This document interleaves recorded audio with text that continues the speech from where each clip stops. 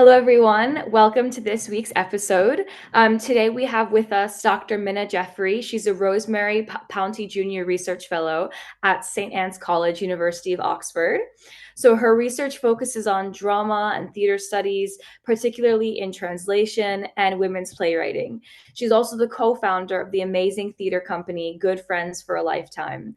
So from what I can tell from your research, you're very interested in modern and contemporary drama and theater studies, with emphasis on theater in translation and women's playwriting, feminist playwriting.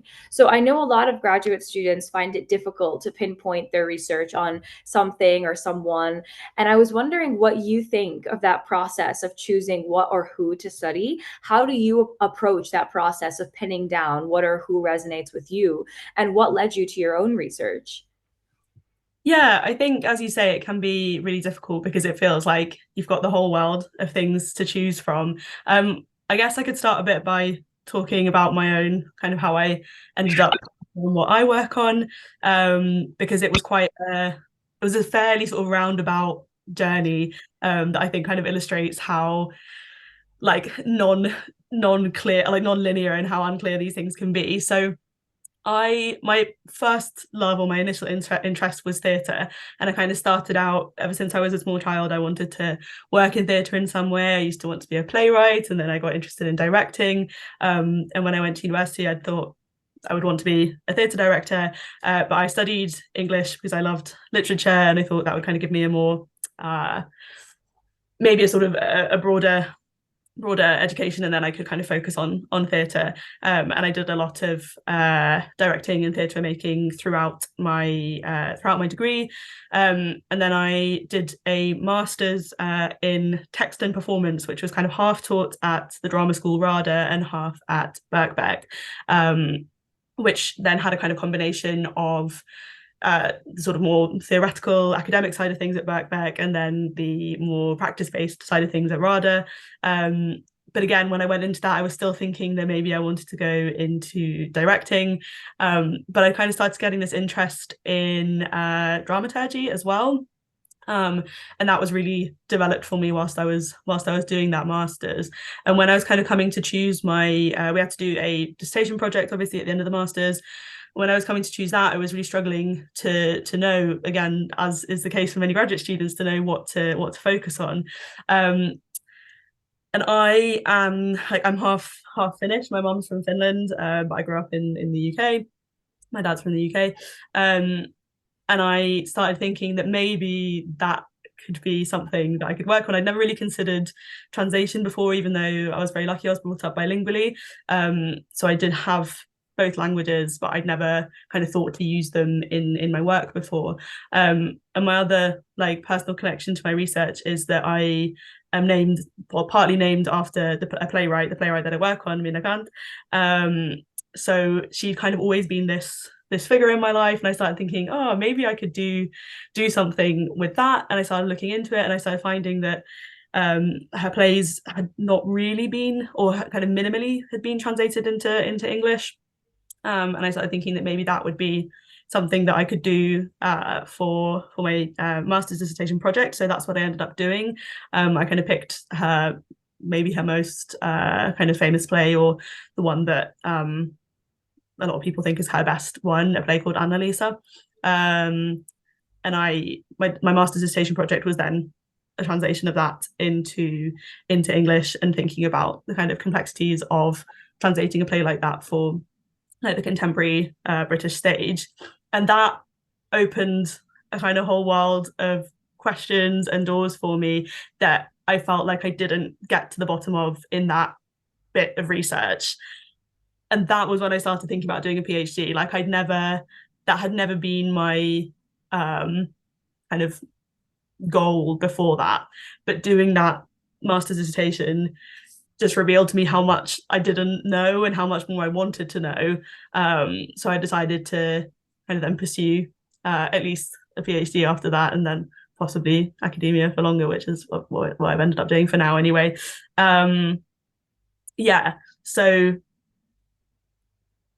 there's Yeah, this kind of winding yeah, journey that yeah. has a combination of a lot of the things that I think come up when you're trying to pick your research focus, which is firstly identifying the gap. That's what everyone always talks about, right? Like finding a niche, finding unanswered questions, finding kind of untouched material.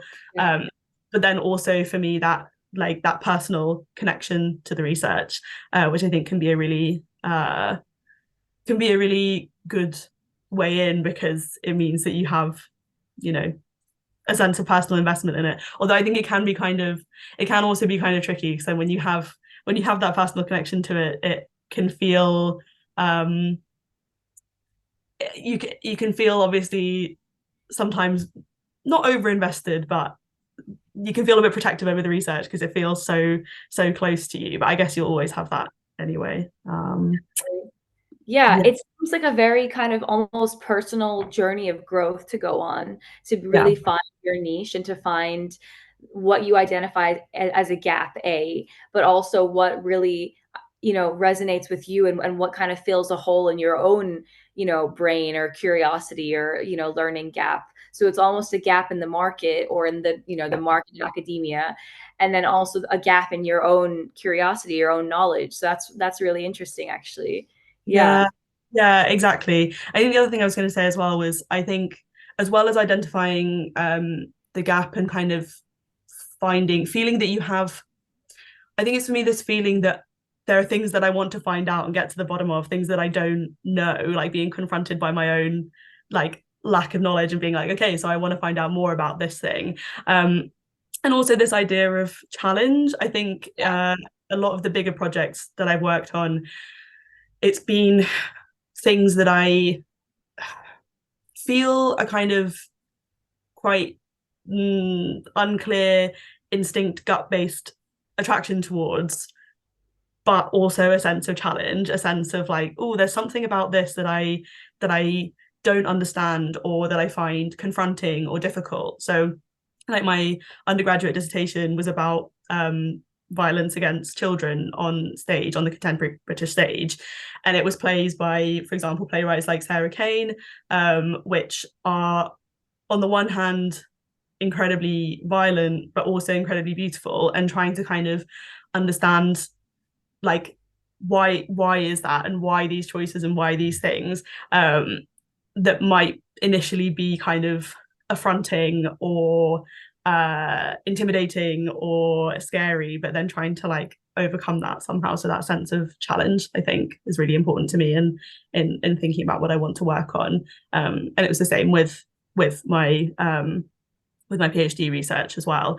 The play that I worked on was one where I felt strongly that it was exciting, and I loved it, but I also found it quite difficult, and I needed to understand what it was that I found difficult about it, and why, and how I could kind of overcome that to an extent. Yeah. Can be quite a that can be a way in as well, I think, to finding what you want to do. So Yeah. almost what you find is lacking and what you find challenging are two really good things to go on. Yeah, that's amazing. I love that. So in your Oxford profile, you write that your quote PhD thesis proposed and examined strategies for feminist theater translation, which you explored by translating Minna Canth's The Worker's Wife from Finnish to English. So I love the way that you put that examining strategies for feminist theater translation. I love that phrase. And so before we do go a bit further into kind of dissecting exactly what feminist theater translation is, would you please tell us a bit about The Worker's Wife, Minna Canth, her social activism on women's rights, and what exactly drew you to this text? Yeah, I'll start with talking a bit about the playwright, about Minna Canth. So she is interesting in that she is one of the absolute most famous, biggest playwrights within Finland, writers more generally. She was a novelist and a journalist as well as a playwright. And she's popular there to the extent that she has like, there's a Minna Canth Day in March every year where they like raise the Finnish flag everywhere in her honor. And she was the first woman in Finland to be kind of granted that honor. And like I think it's pretty hard to go through the Finnish school system without being taught something by her at some point. So she's a really canonical writer and figure there. But outside of Finland, she's basically entirely unknown. But obviously, I think that she deserves to have a bigger profile internationally. I think she sits in really interesting conversation with a lot of more widely known playwrights, particularly with people like Ibsen and Strindberg, but also with kind of in the UK with kind of suffragette playwrights and things like that. Her work kind of sits in really, really interesting conversation with theirs. So she was born in the mid 19th century, and she had kind of a humble background. Her dad worked in a factory, her mum was a domestic servant, but the family kind of had a bit of a rise in they had a bit of a social rise when her dad was made manager of a shop, and they moved, and she was able to have a kind of really good education, particularly for someone of her background. And one of the key things that she got from that education is that she was able to gain access to other languages. And this meant that throughout her life, she was able to read kind of the most cutting edge European literature, which allowed her to really develop her political thinking, but also her artistic thinking. So she was coming in the late 19th century with this kind of movement of naturalism. And she was one of the key figures in bringing that to Finland. But she also had this interest in women's rights and also in kind of improving conditions for working class people as well. She had a prolific career as a journalist and was quite a controversial figure because of some of the stuff that she was writing in her journalism, kind of challenging beliefs of the day around, particularly around religion and hypocrisy in the church, but also around women's rights and things like that. And she also had a kind of intellectual salon in her home. So she would gather all of these young intellectuals and thinkers into her home to stay and host discussion groups and things like that around new ideas. And then obviously she had her playwriting practice. And she had these two early plays that were sort of more what was more traditional at the time, these sort of folk comedy dramas, romantic rural plays. And then she had a big change in her playwriting with The Worker's Wife, which is the play that I worked on, which was first performed in 1885. And this play caused like a huge media storm in Finland when it was first performed. I think up until that point, no play had caused like a bigger controversy in Finland. And it hinges around a specific legal, social issue of the time. So at the time, Finland was part of Russia at the time, but it was governed by these very old, very archaic Swedish laws. And one of those laws dictated that once you got married, if you were a woman, your property and earnings legally belonged to your husband. So he kind of was head of the household, and anything that you earned automatically belonged to him, and you had very little power over it. And there'd been, I think in 1882, so a couple of years before the play, someone had suggested amending that law, but that had been shut down because they said, oh, marriages in Finland are very happy, we don't need to do anything about it. But obviously that wasn't the case, and Minna Canth was very frustrated by this outcome. So she wrote this play to kind of challenge that law. So it has two main protagonists. It's got a woman called Johanna and a woman called Kerttu or Hamsantu. Johanna is a young Finnish working class woman, and that first act takes place at her wedding to a guy called Risto. Partway through the wedding, this woman Kerttu is brought in. She is a half Finnish, half Roma woman, and we find out that she was previously engaged to Risto, but he'd left her in favor of Johanna. And the big thing about Johanna is that she comes with a reasonably good dowry. So what he really wants is access to the dowry money. And then throughout the play, we kind of follow I guess both of these women's downfalls at the hands of this man. He spends all of Johanna's money, leaves her and her child destitute. I'm sure you can imagine things end tragically. And then he decides to kind of rekindle his relationship with Gerto, who he'd previously jilted. But again, that also goes, horribly wrong. He ends up abandoning her.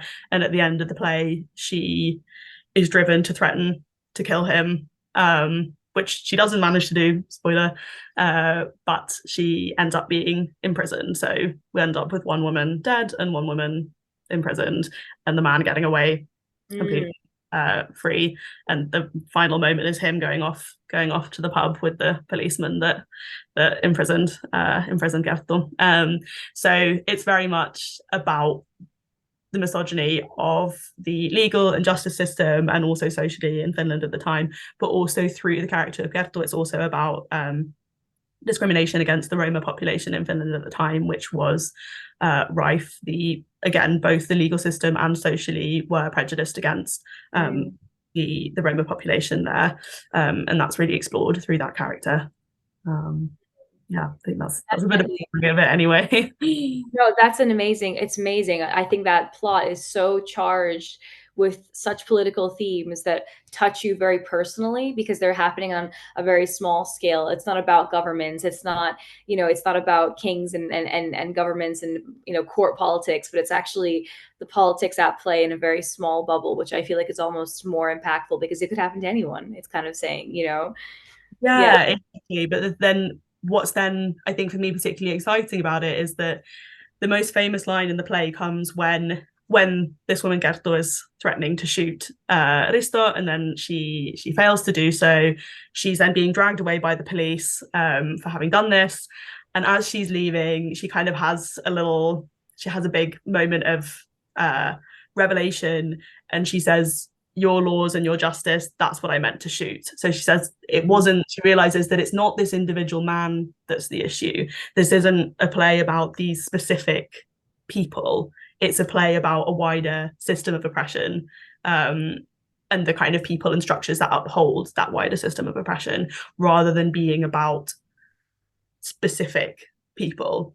And sometimes this play gets criticized for being, I don't know, a bit like on the nose with some of the lines being a bit too explicit. But it's very often in the play, the man says, "Well, the law dictates that I can do this." He's explicitly being, well, the law says, the law dictates.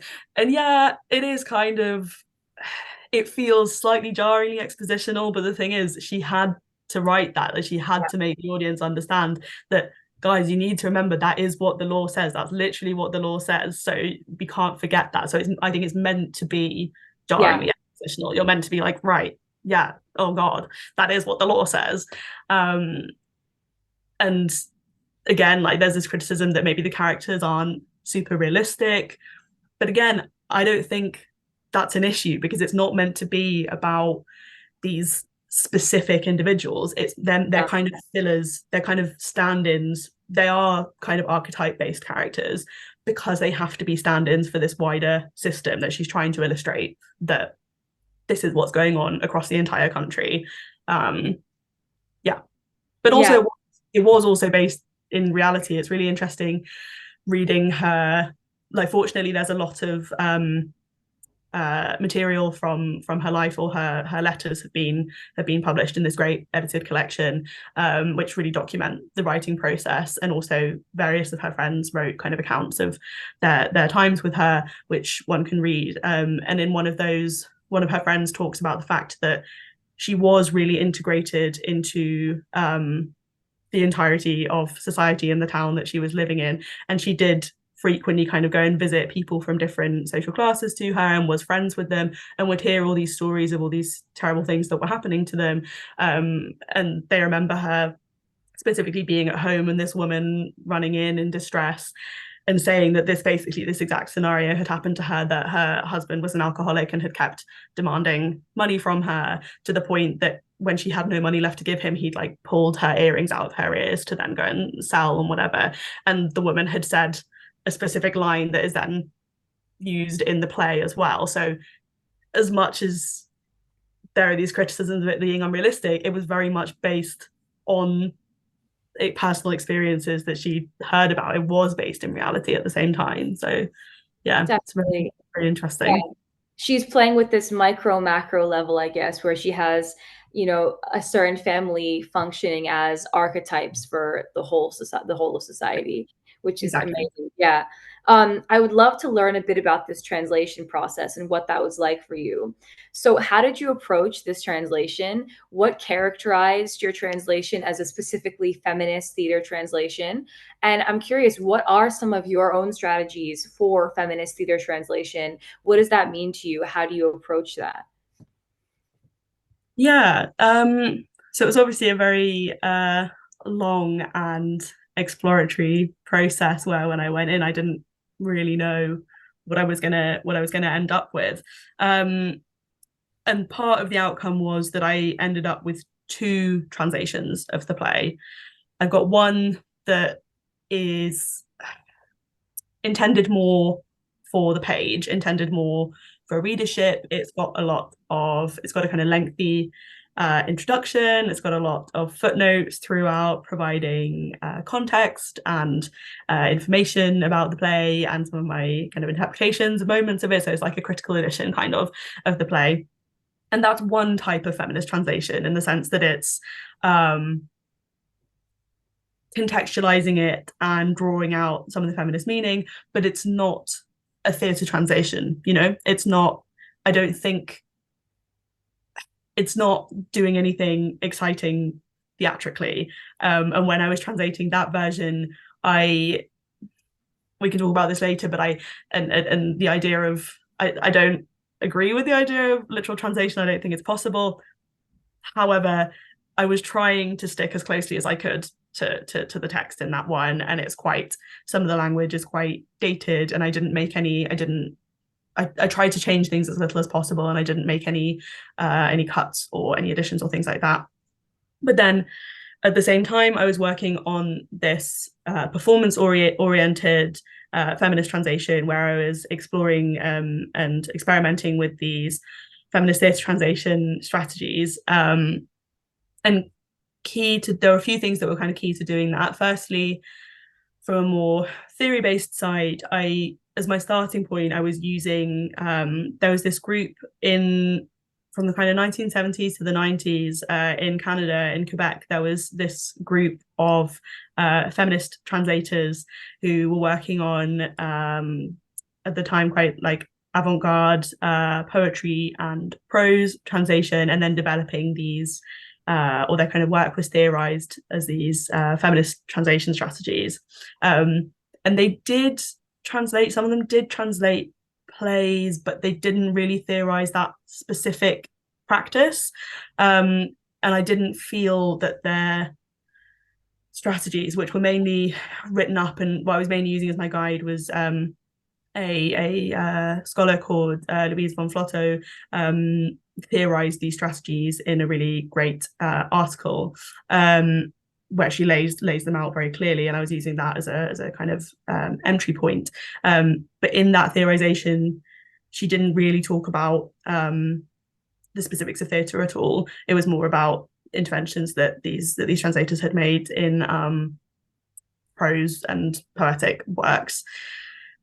And I felt that there were things that could be taken from those strategies and adapted for theatre. So that was my kind of starting point. And the other thing that I was also doing is I was doing a lot of collaborative work. So I worked with a director, Joanna Bowman, throughout. We had, I think, 3 or 4, maybe 3 meetings throughout my process where I would send her, or kind of workshops where I would send her my translation in progress. She would read it very carefully, and we'd have a long kind of dramaturgical discussion about it, where she was particularly thinking about it from a performance perspective.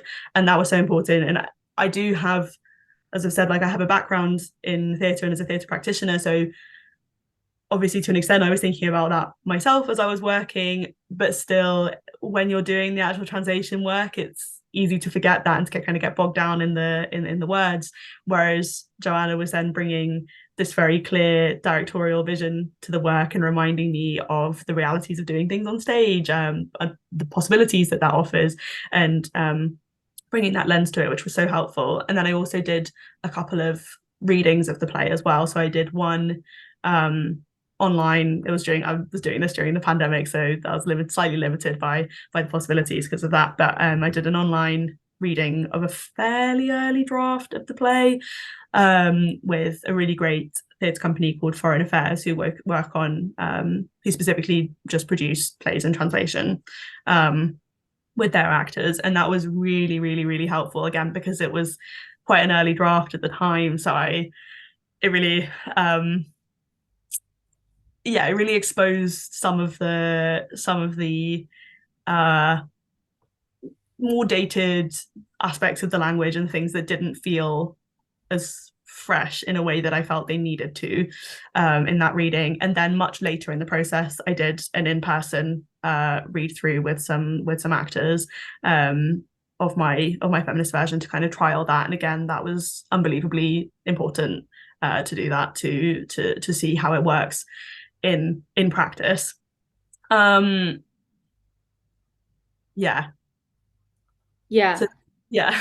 I'm losing track of where I No, where I was. I love the idea of balancing the kind of practice-based, actual theatrical production with the more literary text, and kind of, thinking about theory and words in this very like literature-based approach. I think balancing that is that what you were touching on about that is really interesting, because I think obviously when you don't have a dramatic text, that doesn't even come into your process at all. Yeah. But that was something that you really had to consider in the process of translation. Yeah. So you almost end up with a literary translation and a dramatic translation, and that's really interesting, I think. Yeah. Yeah. And then with the kind of feminist side of things, I guess I had to, at the start, I needed to think about and had to keep assessing as I went through. What's important for me is what was important politically for the original playwright is not necessarily the same as what's important politically for me, and kind of balancing those two feminisms. And I felt that the play is still radical and does still have a lot to say to us in the 21st century in the Anglophone world, but there are aspects of it that maybe don't transfer completely Mm. smoothly, and that needed untangling or adapting or challenging in some ways. So that's a lot of what the work of that was. And just thinking through those different contexts and how to kind of reconcile them.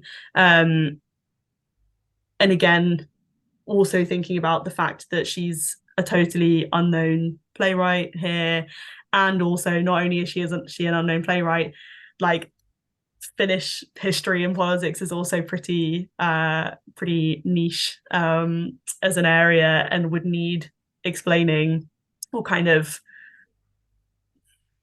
there are things that would need something doing, because they would be too they wouldn't speak for themselves in a translation that didn't make any interventions. But thinking that that's important to the feminism of it, for it to kind of communicate that feminist message, Yeah. required interventions of some kind with that. Yeah, definitely. Yeah, definitely. I want to get into the abstract for your thesis, because I think it really pulls out some of these feminist themes, which are amazing. So in the abstract for this thesis, you write, quote, although existing scholarship addresses feminist translation practice and theater translation separately, there is a lack of scholarship addressing the two together. So this research brings these two fields together to explore what it means for a feminist translator to translate text for performance, the particular considerations this entails, and the possibilities it offers. So you're kind of bringing feminist translation and theater translation together in one critical practice. And in doing so, what are some of these things that you are having to consider? How is it? How was that process of making this kind of third critical practice between textual translation, theater translation, feminist translation. How is that negotiating all those critical practices into one? It must have been an incredible juggling process, actually, like incredibly challenging, because also you're kind of thinking about what do you value over the other. Do you value the literary translation, the word for word, the like kind of literary reading writing ease? Do you value the performative aspect? Do you value the social, political, feminist, activist aspect? How did you choose what to focus on, what to pull out, which critical practice to give it spotlight when? Like, how did you kind of negotiate all of that? Yeah, I mean, as you say, it's a real balancing act. I Yeah. think my the things that were most important for me when specifically when I was producing the kind of more performance oriented one Yeah. is A, the politics, the feminism of it, and then B, it being entertaining. I think that is important. If you're thinking about producing performance oriented work, even if it is something with kind of heavy and important and complicated politics, it does still need to be entertaining Definitely. in some way. And you can take the word entertaining quite broadly. I don't mean it needs to be uh, a straightforwardly good, fun, simple time, but it needs to have some kind of theatrical value, I suppose. Um, and I guess that's partly why that practice-based work was so important, because it kept pulling me out of the theory and reminding me that no, you need to be thinking about audience, you need to be thinking about performers, you need to be thinking about the stage, and lifting stuff off the page and not being entirely bogged down in the theoretical aspects of things. But then vice versa, coming away coming away from the performance oriented things and thinking like, oh no, but what is the theoretical justification for this, or what's this doing when I reflect on this, and what's the impact of it, and what's the justification for it, I suppose. um yeah I guess with those strategies that I was talking about by the Canadian feminist translators, a lot of them were things that were very specifically tied to the page. So particularly things like a big part of that work is meta texts. So things like introductions, prefaces, footnotes, endnotes, anything like that. That was a really important part of those practitioners' work, which Yeah. you're immediately like, this is a problem for the theatre. So I guess that was an early thing that I started thinking about and playing with. And also things like they did a lot with graphic formatting and with wordplay that's very, again, physical page oriented. And so I was trying to think of ways that could be transferred to a theatrical practice. And That's one of really the yeah um and I guess one of my conclusions was I went in thinking, oh well, I need to find a way to get around needing things like prefaces and footnotes, but then concluded that actually maybe we should have more prefaces and footnotes in the theatre. So I in my feminist translation of the kind of performance oriented feminist translation of the play, it does have a prologue. So I wrote a prologue for the play, which is spoken by a character that because I could get away with it, I ambiguously named her Minna. So she could either be me or the playwright or someone else, where it theatrically, hopefully in a way that's engaging and entertaining, provides some of the historical and political and social context for the play before the kind of action of it begins. And that's a crucial part of the text, to allow the audience to have that context so that they understand various feminist elements of the text, but hopefully communicated in a way that's not dry and that doesn't feel like a definitely. history lesson, but that feels like a kind of theatrical opening. And then I was also thinking about, and then that Minna character comes back a couple of times throughout the play, kind of offering almost like footnotes on the action occasionally, kind of intervening every now and then as a sort of external participant in the action or observer of the action. So that was a sort of theatrical solution to things, to the meta text. But I also tried to think about ways to communicate things non-verbally as well. So I've added a lot of stage directions where I kind of get characters to say things in certain ways or do things in certain ways or orient themselves on the stage in certain ways that then shape meaning in the text, that kind of offer a commentary on the gender politics in the play, or on the class politics in the play, or on the ethnicity-based comments and politics in the play. So again, some of that stuff that maybe in the literary translation is in a written footnote where I explain something about how the characters are interacting, that's then put into physical practice on the stage in how they're moving or interacting.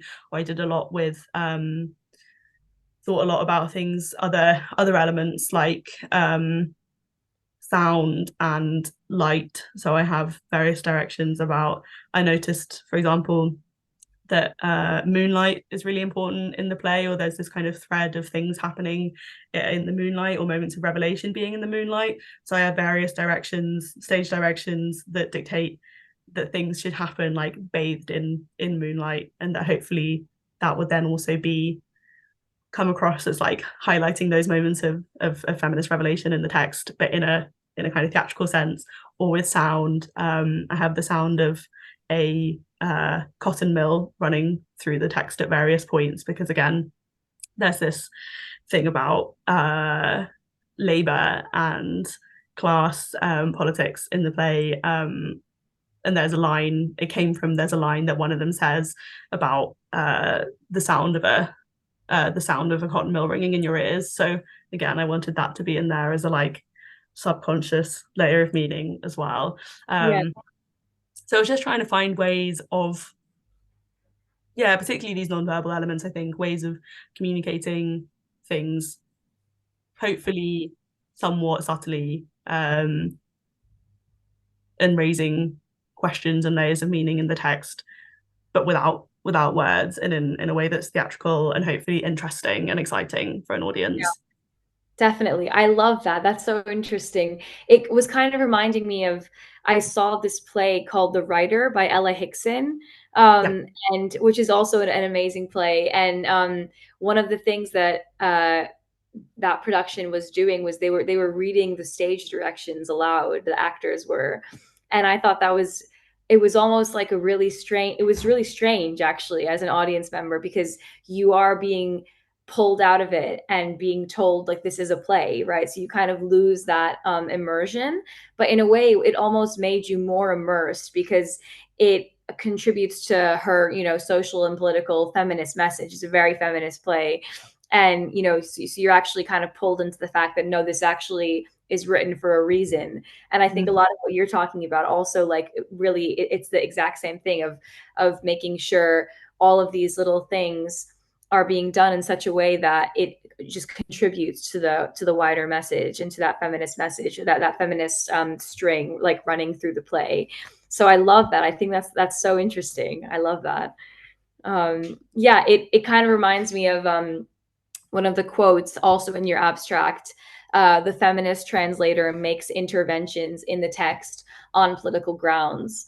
And your thesis is proposing that the feminist theater translator takes on the role of theater maker and uses the theatrical dimension of a performance text as a site for intervention, which I think is such a brilliant idea of actually using this space, A, to convey a literary message, and B, to convey a political message, and also C, to affect the audience watching it. It's meant, like you were saying, it's meant to be entertaining. It's meant to be consumed. It's not meant to be just kind of, done to an empty theater. It's meant to affect people. It's a very interpersonal thing, theater is. So, so I love that. That's brilliant. And And I guess I was just wanted to say also one thing that I didn't talk about yet, that which I think was really important about the work, and I guess comes back to the idea that I was talking about earlier on about challenge. The interventions that I've talked about until now were all things where I feel like I was working with the text. I was taking things from the text and translating them into theatrical interventions. But yeah, very much working with Minna Canth and with her politics and trying to bring them into the 21st century. But there was like one really big aspect of the text, and a lot of my work centered around one of the most challenging parts for me, which was this. So the second protagonist in it, Kerto, or she's like known by this derogatory nickname Homsanto throughout the play. And she, I mentioned, as I mentioned, she's half Finnish and half Roma. And I believe that the play is sympathetic towards her. She gets the most famous line, she gets the kind of big moment, she is a heroine of it, and you understand her to be discriminated against and wronged, and you understand society to be problematically prejudiced towards her. However, Minna Canth is still writing this in the 19th century, when there were these really problematic attitudes towards Roma people, and particularly this artistic kind of artistic representations that are based around cliches and problematic stereotypes, particularly around Roma women, where they're portrayed as sort of fiery, feisty, temperamental, exoticized and kind of sexualized as well characters. And there are elements of that in this text. Like this character does conform to a lot of those cliches. And some kind of Finnish scholars have written about the fact that they think that she decided to include this character and to make her Roma, partly because the director of the play, he was nervous about this being a realist play in Finland and about how it would go down politically, and he was right to be nervous because it did go down. It did cause a massive fuss. But he maybe wanted her to include this character because she was sort of more romantic, a slightly sort of safer. It tied the play to these more romantic, safer, rural comedy dramas that Minna Canth had been writing previously. And these kind of plays with characters like this were very popular in Finland at the time and across Europe, I think. And obviously, the character isn't a safe, romantic, fun, exotic Roma woman. She's, an exciting political force in the play. But as I say, there were a few things in there that did rest on these kind of problematic cliches, and a lot of what I was thinking about is how to deal with that in a way that, I guess one of my particular challenges that was doing it in a way that didn't just smooth over it and didn't just pretend that it wasn't there. Because as much as I admire the playwright and want to celebrate her, I also don't want to cut out things that are difficult about the play and cut out things that are problematic. I also didn't want to write a text or produce a text that perpetuates these harmful stereotypes. And the Roma community continue to be oppressed both in Finland and in the UK, legally and socially. And I don't want it doesn't fit with my feminist impulse for the work to produce a text that contributes to that in any way. Definitely. So I kind of tried to think of ways to have that discursivity in there. I did do some cutting. There were one or two lines that I felt were inconsistent with the character otherwise, and which were kind of problematic, particularly where it was specifically lines around where she herself would say, "I'm like this because of my blood." And I was like, that's not consistent with that character otherwise, who is very sure of herself, and all of the other stuff comes from what other people say about her rather than what she says about herself. But there are a couple of key moments. There's a really climactic moment in the play where she does a dance that's described as like a gypsy dance, that she does because she needs to get money quickly, and she's in the marketplace and there are some like upper class gentlemen there, and she makes a conscious decision there to exploit their exoticizing view of her and says to them, I'll dance this dance for you if you'll give me some money. And it's so jarring because she's making this conscious, like, you're aware that she is making a conscious decision to exploit herself and how they view her, but it could be done in a way that didn't frame it as such, that just simply had it as this kind of fun, exotic little sexy dance in the middle of the play. And I think in the original production, I think it did to an extent come across like that.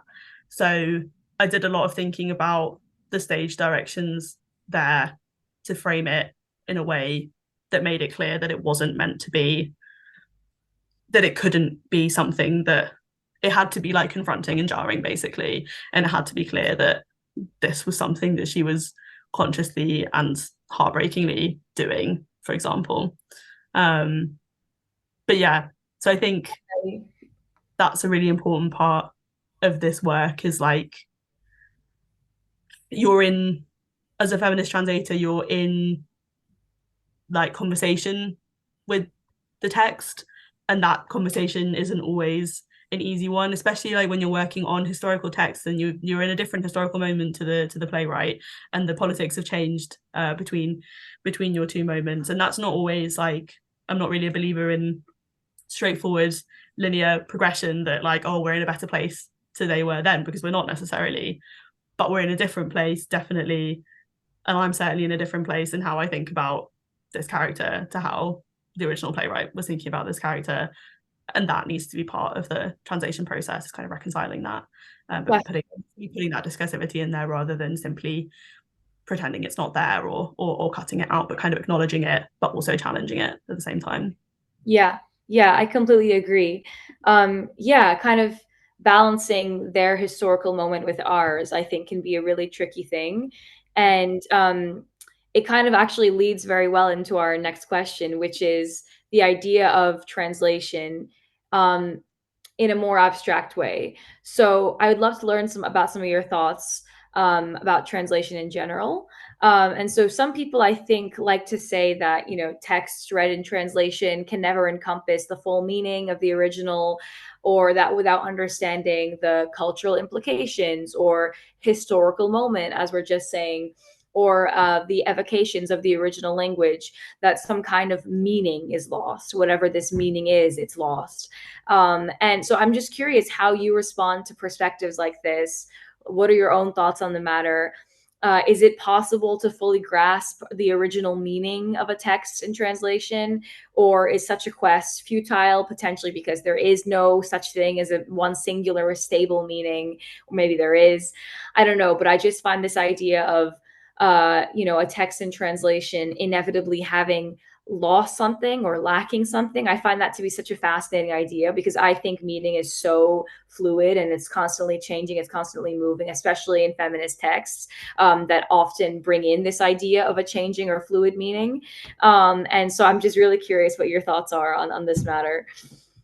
Yeah, I mean, I strongly believe that a text doesn't have a singular meaning. That's an easy answer for me. I think texts are always in flux; they're not static, and an interpretation of a text is entirely based on who you, the reader, are, who you, the interpreter, are, and your cultural moment, your historical and cultural moment, and also your own kind of positionality. I think that's my strong feeling about that, and therefore it means that, I mean, there are infinite possible translations of any text. I love that. What a beautiful quote. Someone has to quote that. I love that. It should be on a poster somewhere. There are infinite possible translations of any text. I love that. Yeah. I mean, I think that there are. I mean, if you think about like, I mean, there are obviously various classic texts, even obviously the Bible and things like that being translated numerous times, and people their choices are hotly contested, and people feel very strongly about what is correct, but all that exposes is that there is no right answer. So it means that you as the translator, or you as the interpreter of the text, need to think about what your priorities and preoccupations are, what's most important for you, what's the meaning for you, or what's the most important meaning for the context that you're working within, or the thing that you're trying to achieve. Again, this is what I was saying with having the two translations of this text that I came out with, because they had different priorities, and I was, had different aims with them, and therefore framed them differently and made different choices accordingly, but which are both valid and justified choices.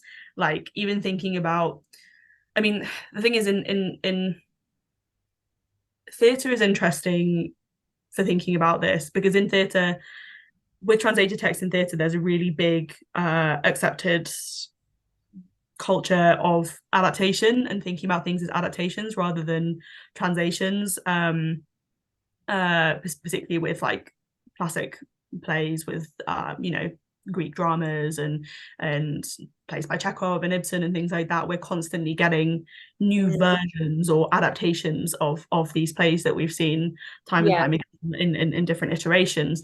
But I mean, that line between a version and adaptations and a translation, that's so interesting. I've never thought about it before. Yeah, wow. Yeah, it's totally blurry for me. I mean, at what point does it tip over from a translation into an adaptation? I don't think, like, for me, that line doesn't really exist. Like, it's all a type of translation. Like, you can think of all of those choices as translational choices, but that you just set for yourself what your priorities and your interests are. And the key for me is just being conscious of that and acknowledging that, and getting rid of any pretense that any choice you could make would be the correct one or the right one, that it's always just a choice. And that's when I think, when I think about my feminist translation practice, I'm very conscious of what my priorities there are and the choice, what's informing the choices that I'm making. But even within that, obviously, there would be, like, there are 100 other feminist translations of The Worker's Wife that could exist, where that translator's feminist politics would be different to mine, and also their, like, artistic sensibilities would be different to mine. They would have different theatrical tastes to me, so they would make different choices there, or they would have a preference for certain types of language or words, or they'd be working in a their English will be different to mine. Obviously, when we're working with English, we're very aware of the fact that there are so many different Englishes. We don't, English as a kind of monolithic language doesn't really exist. It's so there are always so many variables that that's really interesting. I've never thought about adaptation as translation before, and I think you're 100% right that it is a kind of translation, even if you have a text that's adapted without changing the script whatsoever. Because it's theater, because it's performed, the words aren't the only thing that go into that performance. The words aren't the only thing that matters. So I'm just thinking also of, like, for example, that was it the Baz Luhrmann Romeo and Juliet, the Leonardo DiCaprio, right? So we have like a kind of modern day gangster, they have like the bad boy gang, and Romeo he's a bad boy, and Claire Danes is this, like, modern girl at a party, right? And the warring tribes are very modernized, and they exist in the contemporary world.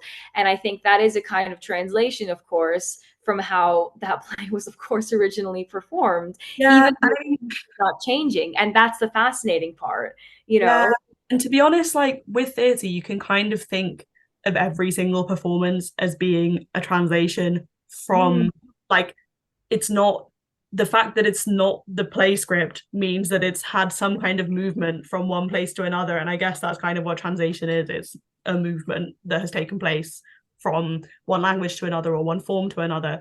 And in every single theatrical production that's text-based, or even some that aren't, it's come from this textual object, the script, onto the stage, and that is a translation of sorts. And obviously everyone knows about the kind of interpretive possibilities that there are in staging texts, and the infinite solutions there are to things on the page, and how that moves onto the stage. And so when you're a theatre translator, you're thinking about all of those like translational and adaptational possibilities. You're thinking about the linguistic things, but you're also thinking about that movement from the page onto the stage as well. Definitely. Yes, I love that idea. I love that. So first of all, I want to say thank you so much for joining us today. Before our last question, I so appreciate it, and I found this conversation absolutely fascinating. So I want to say really thank you so much. Thank you so much. And so, our last question for today is, do you have any advice for young scholars who may be beginning to research theater translation, feminist or activist translation, women's playwriting, or Finnish theater? If anyone is interested in any of these topics, what advice would you give these young scholars who are embarking on this new, exciting intellectual journey? I guess even more broadly with theatre, if you have an interest in an academic interest in theatre, I always advise people to see as much as you can, and to again engage with the form, the live form, as much as you can. Obviously, I appreciate that there are financial and geographic barriers to doing that, but if you are within an institution, you often, like a lot of institutions will offer access to things like platforms like Digital Theatre Plus, where you can watch productions on there, or Box Broadcast has some stuff on there, or also things like student productions. Like there's value in seeing everything, because I think if you work within theatre academically, you need to constantly remember the reality of it, and the practicality of it, the practice-based side of things, and what it is to be in a live performance space. And then for theatre translation scholarship, there's this amazing theatre and book series of these like short kind of introductions to aspects of theatre studies. And there's a theatre and translation book by Margarita Lyra, who was my PhD supervisor, and is like an absolute expert on anything to do with theatre and translation. And it's such a helpful way into the really helpful and accessible way into the topic. So I highly recommend that. And then the series more broadly for any aspect of theatre studies, basically. And also for theatre translation, there are some really great companies working in the UK at the moment. There's Foreign Affairs Theatre, who I mentioned, who I worked with a bit throughout my PhD, and also Out of the Wings Theatre, who work specifically on Spanish and Portuguese text in translation. But both of them offer various kind of training opportunities and discussions and events and things around translated theatre, and are a wealth of kind of practice-based knowledge for the area. And they're really, really great friendly people, and great people to get to know, and both have really good newsletters that can kind of keep you up to date with their activities and various theatre and translation related things. And for translation as well, and activist translation, there are various organizations that host amazing events that can be such a helpful, I think, again, like when you're thinking of trying to find things to work on, going to lectures and seminars and discussion groups and stuff can introduce you to things that you've never come across before, that might suddenly spark an area of interest for you. So for translation, there is Bristol Translates and the British Centre for Literary Translation at UEA, who both do amazing summer schools, but also various free events and things around translation.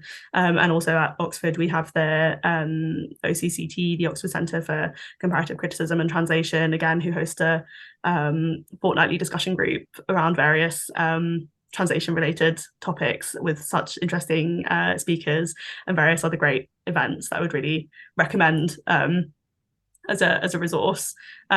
Finnish theatre is tricky if you're not a Finnish speaker, because there's not a huge amount in translation, but there is some stuff, and there's a really really great organization called Theatre Info Finland, who again have a really good newsletter in English as well as in Finnish, that kind of talks about what's going on in the Finnish theatre industry at any given time, and have like a whole they have a whole database actually of Finnish plays in translation, so you can find out what has been translated and into what language, which is really, really helpful, and they're really helpful to talk to as well for getting access to things and finding out who's who and what's what in the Finnish theatre industry.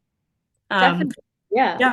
And women's playwriting is probably the easiest of all of all of those for finding things. Again, there's a great theatre and book on theatre and feminism, and various resources for that as well.